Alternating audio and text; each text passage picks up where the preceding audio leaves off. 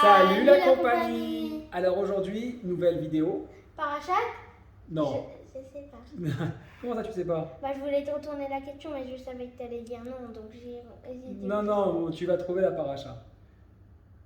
Quel paracha? Je sais pas. Ok, bon c'est cool. Allez, comme d'habitude, on va pas changer l'équipe. Alors, attention, cette vidéo, on va aujourd'hui voir deux sujets.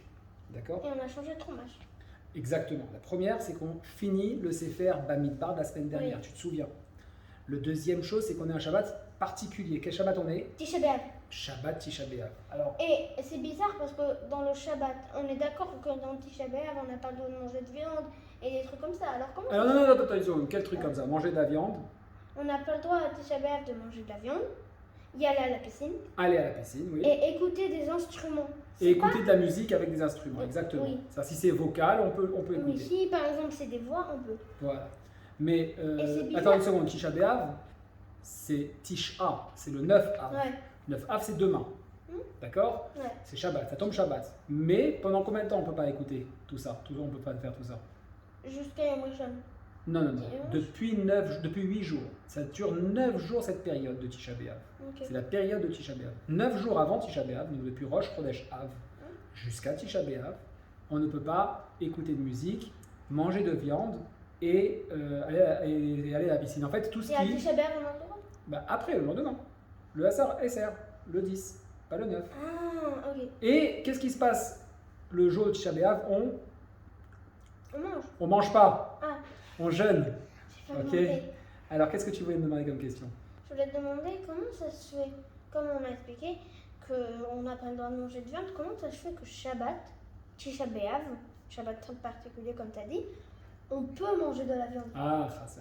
Comment ça se fait? Alors, tu te souviens ce qu'on a expliqué par rapport aux 42 étapes des Bnei Israël dans le désert, toutes les villes qu'ils ont passées, on avait dit que à chaque fois, c'était pour pouvoir grandir et arriver au succès absolu, acquérir Eretz Israël. J'arrive pas à vraiment comprendre d'où tu vas en venir. J'y arrive. On avait fait un calcul de 7 fois 6. Ouais. On avait dit que c'était des étapes, un ensemble d'étapes, 6 fois des étapes qui arrivent à 42. Ouais.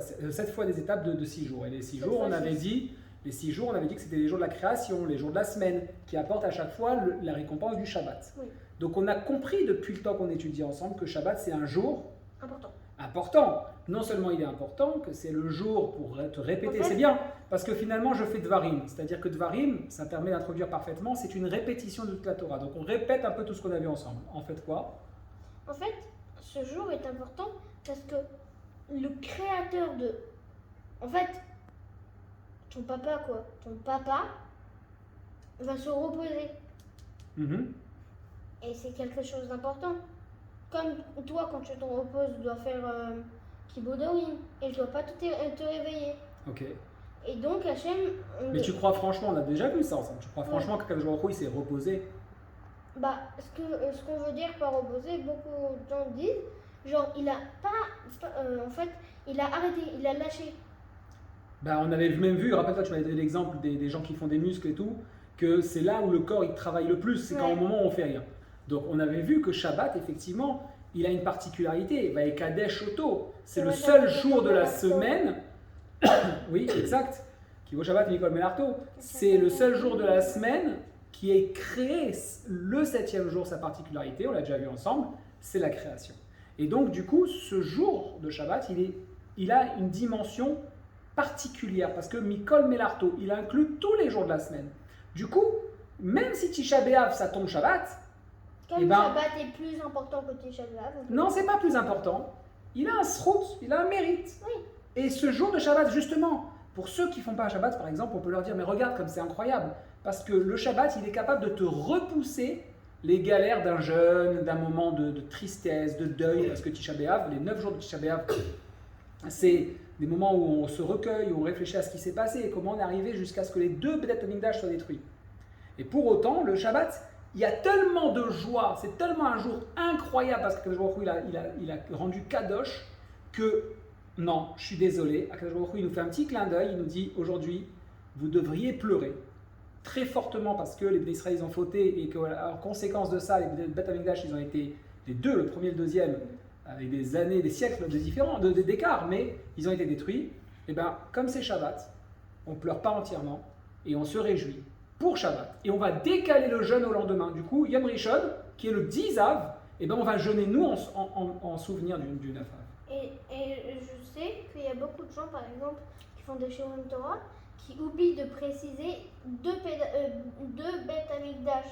Ils disent un seul, par exemple. Ah, tu crois? T'as écouté beaucoup de Shiurim Torah, toi? Bah, j'en ai déjà écouté un dans la voiture avec toi. Ah, d'accord. Et j'ai déjà entendu qu'ils ne précisent pas les deux. Et donc, il faut se rappeler quand même qu'il y en avait deux et pas qu'un seul. Exactement. Et donc maintenant, on attend le troisième qui viendra avec Mashiach. Ouais. Donc ça nous permet de nous introduire parfaitement dans le Sefer Devarim. Alors le Sefer Devarim, il faut savoir, Shai, chérie, c'est que je ne t'ai pas expliqué ça encore, je te le dis. C'est un Sefer très particulier. Pourquoi? Parce que Moshe, c'est lui qui l'a écrit. Ça veut dire quoi, c'est lui qui l'a écrit?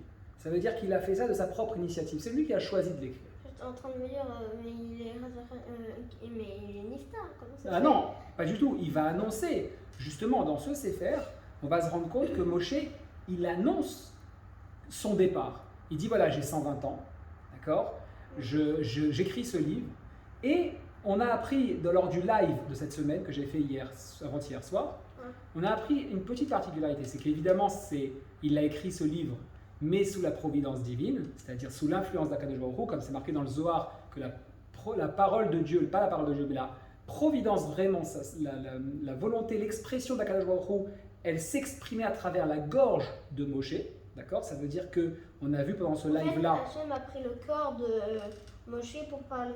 comme ustensile. Oui. Voilà, exactement, comme un Kéli. Et effectivement, donc déjà c'était selon sa volonté à Moshe, mais sous l'influence d'Akadosh Baruch Hu, bien sûr, évidemment. Maintenant, ce qu'on a vu aussi, c'est que Moshe nous a fait un cadeau en écrivant ce livre, c'est qu'il nous a donné la possibilité de comprendre la Torah. Ça veut dire qu'avant, Hachem lui disait, bon, prends un stylo, une feuille, écris, tac, tac, tac, tac, tac, tac. Là, Moshe, il écrit Devarim, en reprenant, on l'appelle aussi Devarim, le Sefer Devarim, il a un autre nom, tu le connais? Mishneh Torah. Ouais. En reprenant toute la Torah, il va répéter, il va faire une sorte de résumé. Et moi, j'ai trouvé assez extraordinaire le résumé. Tu sais pourquoi? Parce que, si tu veux, souvent, quand on discute ensemble, par exemple, je te dis fais ça, fais ci, va ranger ta chambre, etc., etc. Bon, toi, tu exécutes, tu vois, tu fais. Et je trouve que c'est vraiment quelque chose qui est dans le sens d'un être humain, tu vois. C'est-à-dire que toute notre vie, on nous dit de faire, etc. Donc on voit bien que les Bnei Israël, quelque part, ils étaient enfants pendant Bereshit, Shemot, Vayikra et Dvarim, et Bamidbar. Ils étaient un peu comme des enfants, on sait qu'ils sortaient d'Égypte. Mais là, il y a une sorte de réflexion, il y a une sorte de prise de conscience. Il y a une sorte de... Voilà, ça a été digéré l'information. Et Moshe, il vient avec tout son recul, avec toute son analyse, 120 ans, il n'est pas jeune. Et il va venir répéter en apportant quelques conclusions. Mais en plus, à l'époque, on pouvait vivre beaucoup de temps. Ah oui, on vivait beaucoup plus longtemps qu'aujourd'hui, c'est sûr. Et donc, du coup, ce que j'ai trouvé assez intéressant, c'est que dans la manière dont Moshe parle, dans le Sefer, Moshe, il rappelle ce qui s'est passé et il apporte un rappel, une sorte de conclusion, il apporte une interprétation, voilà, c'est plus qu'une conclusion. C'est une interprétation, c'est une sorte d'interprétation, mais qui permet en fait de faire comprendre que lui-même il a saisi les choses. Et donc c'est vraiment dans la continuité. Les Bnei Israël, ils ont reçu un premier message qu'ils ont entendu comme dans le mode enfant. Donc c'est comme quand nous on est enfant et je te dis vas-y range ta chambre, aide-moi à la cuisine, etc., etc. Et là, tout d'un coup, tu grandis et tu vas faire les choses par toi-même. C'est intéressant ce que tu me dis. Pourquoi? Bah, je comprends quand tu me dis c'est incroyable avec ce que tu viens de m'expliquer quand même. Ah. Parce qu'on a eu une conversation, Chai et moi, tout à l'heure, Oui. on a révisé un petit peu 2-3 petites choses, rien à voir.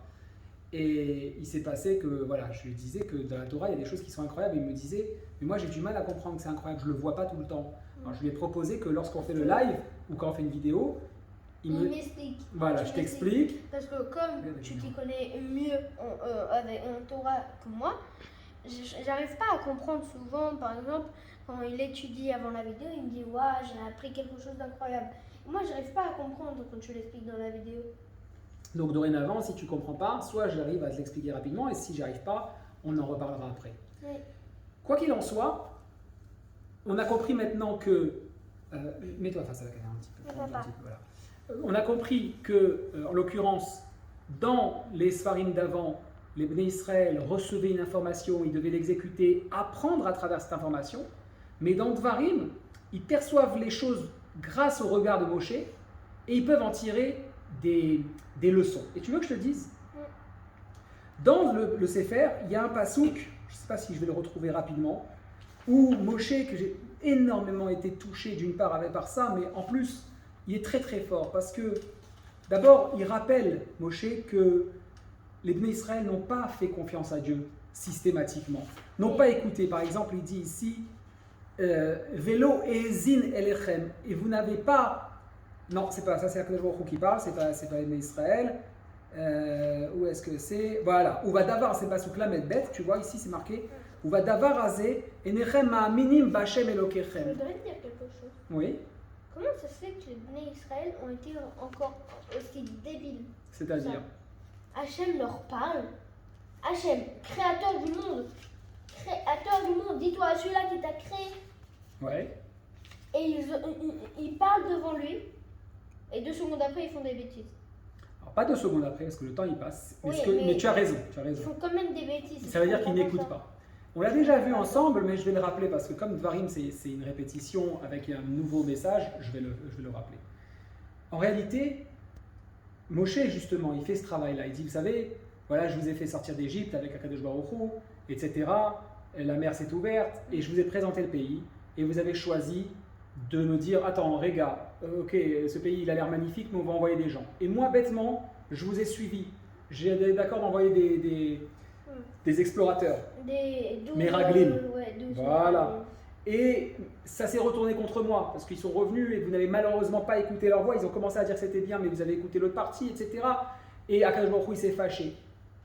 Et en fait, il dit quoi au Bnei Israël? C'est ça le passage que j'ai trouvé. Kav Dalet, du Perek Bet, il dit Kumu, Seu ve'ivru et Nachal Arnon. Dans un premier temps, levez-vous, voyagez, traversez le fleuve d'Arnon. Et juste après, il répète encore un peu cette structure en disant, en réalité, bougez-vous, quoi. Faites ce qu'il faut. Hein. Allez, accaparez-vous conquérissez Eretz Israël et rentrez dans ce pays et prenez-le. D'accord? Oui. Et à la place, qu'est-ce qui se passe? Les Bnei Israël, ils disent non, on a peur. Et là, il y a une histoire qui est assez extraordinaire parce que Moshe, il répond quoi? Il dit, n'ayez pas peur. Il rappelle cette histoire-là. N'ayez pas peur, parce qu'Akadosh Baruch Hu est là, il va faire des miracles.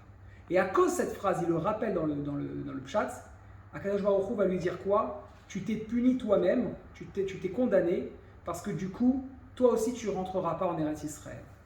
Et en fait, j'ai trouvé que ça représentait très bien ce qui s'est passé ce matin entre toi et moi. Pourquoi? Parce que Shai il m'a dit ce matin, papa, attention à ton doigt, Elina. Enlève ton doigt. L'autre, voilà, bravo. Il a dit, papa, ouais, je me souviens pas de ça, je lui ai posé plein de questions et tout. Et à un moment donné, je lui ai dit, dis-moi, tu sais, si tu veux pas que je m'occupe de toi, etc., dis-moi, je peux pas être ton papa. Et je lui ai dit, est-ce que tu veux que je sois plus ton papa? Ça t'a fait de la peine, je sais, tu me l'as dit.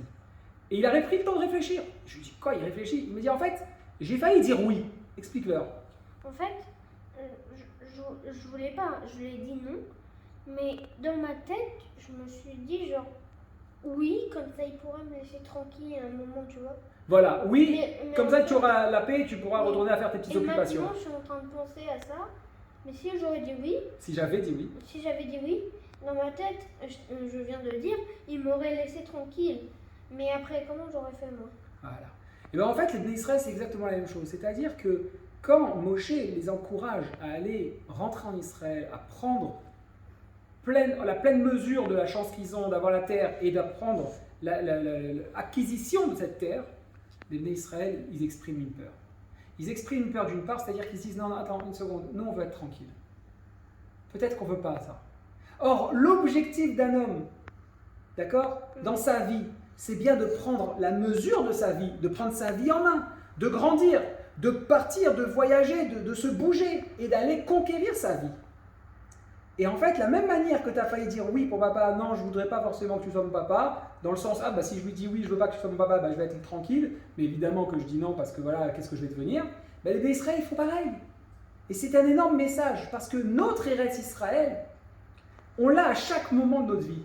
On l'a d'abord dans ce pays, qu'on doit construire, qu'on doit continuer à participer, à le faire grandir, mais on l'a aussi dans notre vie.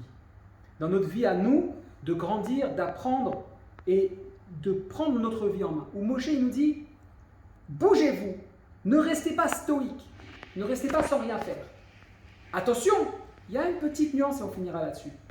Quand Moshe il dit au Bnei Israël, n'ayez pas peur, Akadosh Baruch Hu il fera des miracles, Moshe il se condamne. C'est-à-dire quoi il se condamne? Se trompe, en fait. Et bien Akadosh Baruch Hu donne un signal et dit, non, tu éduques pas les Bnei Israël en leur faisant croire que je vais réagir pour chaque chose et qu'il y aura des miracles. Le miracle, il fallait déjà le voir, c'est-à-dire que c'était caché dans la nature, c'était des choses naturelles. La mer qui s'éloigne, qui s'ouvre en deux, c'était des choses naturelles. Des sauterelles qui arrivent, ce n'étaient pas des animaux qu'on n'avait jamais vus, ou des trucs en métal, ou des extraterrestres. C'était des sauterelles, c'était des grenouilles, c'était des choses très naturelles qu'on pouvait expliquer. C'est pas Hachem qui l'a fait. C'était tellement naturel que les scientifiques nous diraient, c'est pas Hachem qui l'a fait. Peut-être ça arrive en tout hasard, ils étaient en pleine oui, passage, voyage, exactement. Et donc, Akadosh Baruch Hu il dit à Moshe, non, tu ne vas pas donner une leçon pareille au Bnei Israël en leur disant, n'ayez peur de rien, lance-toi, fais ton truc, il n'y a aucun risque, parce qu'Akadosh Baruch Hu il est derrière nous, et il nous fait un miracle sur miracle. C'est-à-dire quoi derrière nous? C'est-à-dire qu'il nous surveille, qu'il est juste derrière nous, il nous protège. Bien sûr qu'Akadosh Baruch Hu nous protège, mais les miracles, ils ne viennent pas comme ça. Il ne faut pas les attendre.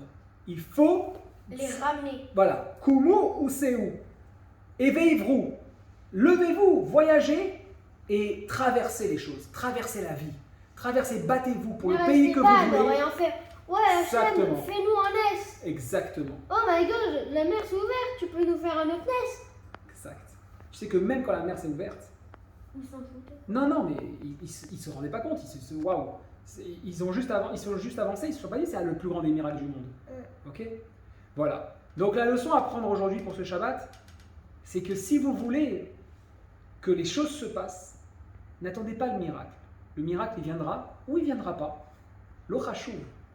Si on est méritant, peut-être on aura un coup de pouce. Et si on n'est pas méritant, c'est pas grave. Si on n'est pas méritant pour voir le miracle, je veux dire. Ouvrez les yeux. N'oubliez pas qu'Akadosh Baruch Hu nous a bénis pour chaque chose. Et donc toi, pour toute ta vie, Akadosh Baruch Hu, il t'a béni pour chaque chose. Ça veut dire que quoi que tu fasses pour te construire, pour te grandir, ça fonctionnera. Je t'aime. Moi aussi, je t'aime. Elena, allez, récite-nous tout. Shabbat Shalom. Shabbat Shalom. Bye bye.